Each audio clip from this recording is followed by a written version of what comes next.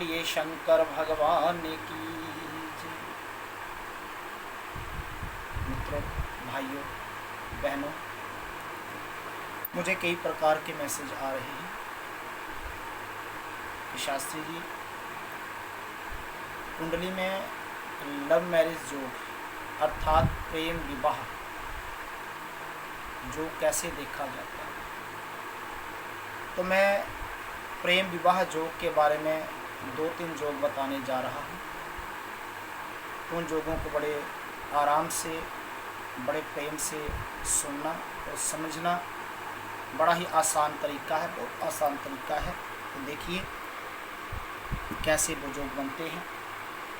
हमारे पास एक कुंडली है जिसमें कि 12 खाने हैं। 1 2 3 4 5 6 7 8 9 10 11 और 12। ये जो चौकोन एक खाना है, पहला खाना, इसे लगन कहते हैं। ये है लगन।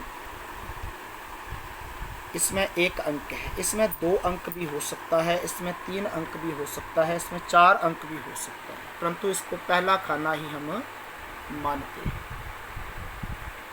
अब पहले खाने से 1 2 3 4 5 तक गिना तो इसमें हमें राशि मिली सिंह राशि, 5वां अंक अर्थात सिंह राशि। इसका स्वामी है सूर्य।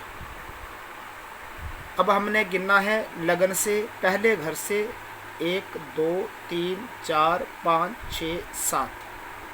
7वें भाव में हमें 7 अंक मिला अर्थात तुला राशि। स्वामी है शुक्र। अब हमने ये देखना है कि 7वें घर का स्वामी शुक्र अगर 5वें घर में बैठा हो, शुक्र 5वें घर में, और 5वें घर का स्वामी सूर्य अगर 7वें घर में बैठा है तो इसे प्रेम विवाह कहते हैं। ऐसे जोग में प्रेम विवाह होगा, लव मैरिज होगी। अब इस 7वें भाव में 6 अंक भी हो सकता है और इस 5वें घर में 4 अंक भी हो सकता है। 4 अंक अर्थात 4 अंक का स्वामी कर्क राशि का स्वामी चंद्रमा और 6 अंक का स्वामी अर्थात कन्या राशि का स्वामी बुध। अगर बुध 5वें घर में है और 5वें घर का स्वामी जो है चंद्रमा 7वें घर में है तो भी प्रेम विवाह। 7वें घर का स्वामी 5वें घर में, 5वें घर का स्वामी 7वें घर में अगर विद्यमान हो तो वहाँ पर प्रेम विवाह होता है। अब दूसरा सूत्र जो है वो ये है कि मंगल और शुक्र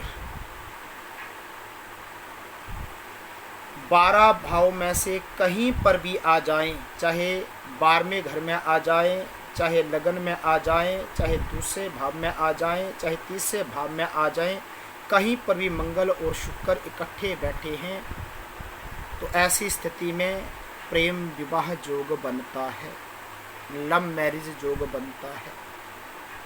अगर मंगल शुक्र 7वें घर में आ जाएं, 7वें भाव में आ जाएं तो प्रबल प्रेम विवाह बनता है। 5वें भाव में आ जाएं तो प्रबल प्रेम विवाह बनता है।